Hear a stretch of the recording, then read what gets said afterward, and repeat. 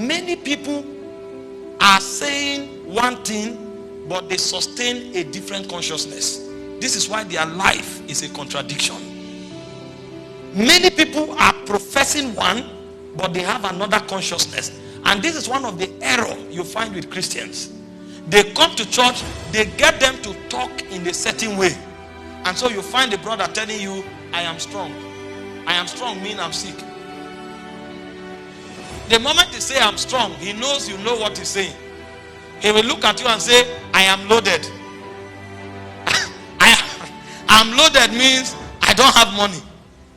And so we create all kinds of language. Meanwhile, while we are talking what we are talking, we ourselves know it's a cliche. Because as we are saying it, we know we understand what we are saying.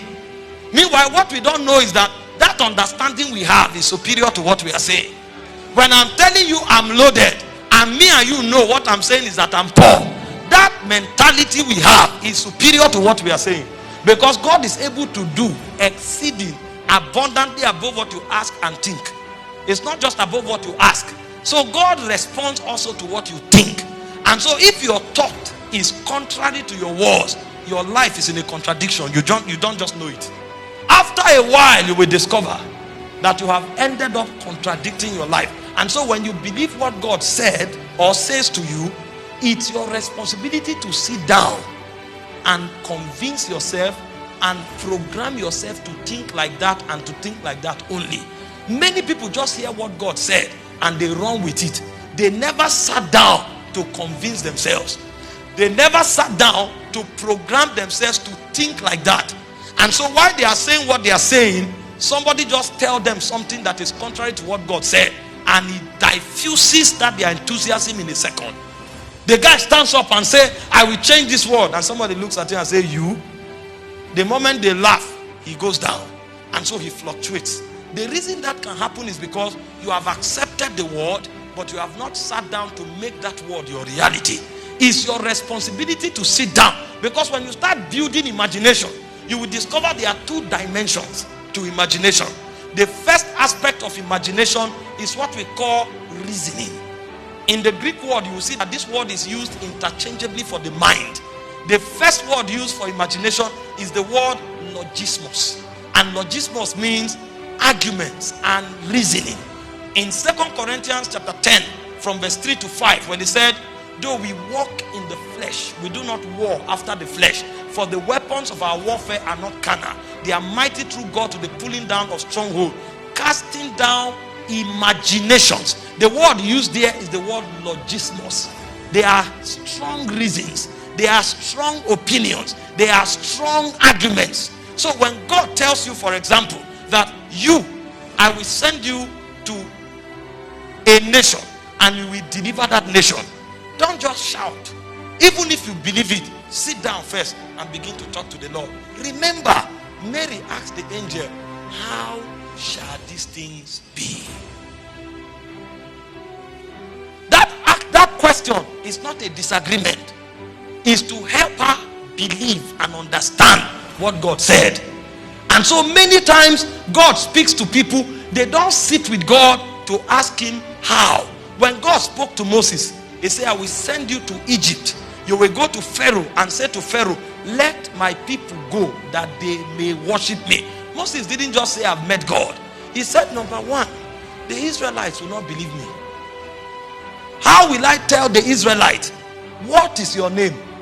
And God said, when you go, tell them, I am that I am have sent you. Moses didn't stop there. He said, what if I tell them and they don't believe? And God told Moses, put your hand in your bosom.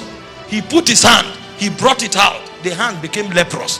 God said, put it again and bring it out. It became normal. God gave Moses 2 signs. Moses still said, what if they doubt the first sign? And God said, drop the staff.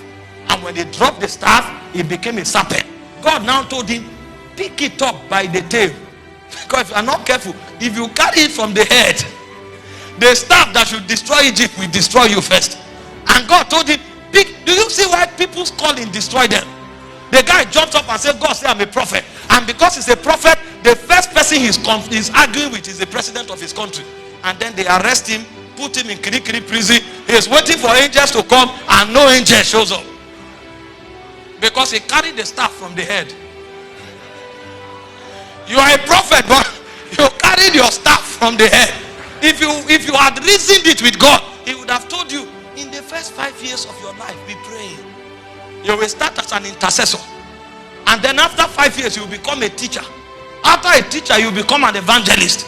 After you become an evangelist, you will now build influence. Then you will become a prophet. Maybe it's on the 20th year of your calling that you can address government. But the guy woke up in the first 2 years of his calling because he looked at somebody and he said, your singlet is green. And the person said, my singlet is green. How did you know? The next time he stand up, he said, the government of this state is rebellious. The government. The moment he finished, while he's here prophesying, DSS will come. And then he's wondering, why are the other ministers saying it and nothing is happening? God told them to carry by the tail. You are carrying from the head. I'm telling you why people don't manifest. If you know how many young people are cut off. God told you that with you, he will start the biggest company. And then you stand up, you say, God spoke to me. I don't need anybody. Because you heard Bishop Oyedepo say, I don't need anybody. Meanwhile, you don't have the revelation that authorized people to say that. But you heard somebody say, I don't need anybody. You too stand up. Before you say that, ask God. Before I don't need anybody, what do I need to know? Because there's a kind of knowledge you need to have for you not to need anybody. My son only sucks now. If he says he doesn't need anybody, he will die in 24 hours. Meanwhile, he may have the potential of becoming a global prophet. But now, if he says he doesn't need any, in fact, if the mother lives for 1 day, he will die. God is still alive, he will die. Hope you know that as powerful as Jesus was, when they wanted to kill the infant Jesus, God quickly mobilized Joseph. He said, run to Egypt. Run. He didn't say, wait here and show them the power of God. Jesus would have died and there won't be any salvation. He said, take the child. The word is what? Child. This night, leave for Egypt. If you wait for tomorrow morning, Jesus will be killed. But when Jesus grew up, he said, no man taketh my life from me. He said, this commandment have I received of the Father. I have the power to lay down my life and to take it up. People shout without reasoning their calling. And so the first way to bet your ordination is logismus. You need to sit down and reason it out with God. Lord, I'm not afraid. Did you read the story of Gideon? I'm not afraid, Lord. But if you are the one saying this and this will happen, let the dew fall and it should not fall on my staff. And that night, the dew fell. It didn't fall on the staff. It fell everywhere. He said, Lord, sorry, I'm not doubting you. I'm actually believing. Let it fall on the staff today and let it not fall any other place. And God did it. The guy walked with God like that until even the soldiers that he carried, God had to show him how they will drink water to prove the ones they will carry. God had to send him to the camp of the Midianites for him to believe. See, it's called logismus. Faith is a very reasonable reality. The thing is that you don't argue faith with your circumstance, but you argue faith with God and find out, how shall these things be? How shall these things be? When God is done convincing you, even if Pharaoh stands up with a red eye, you won't be afraid anymore.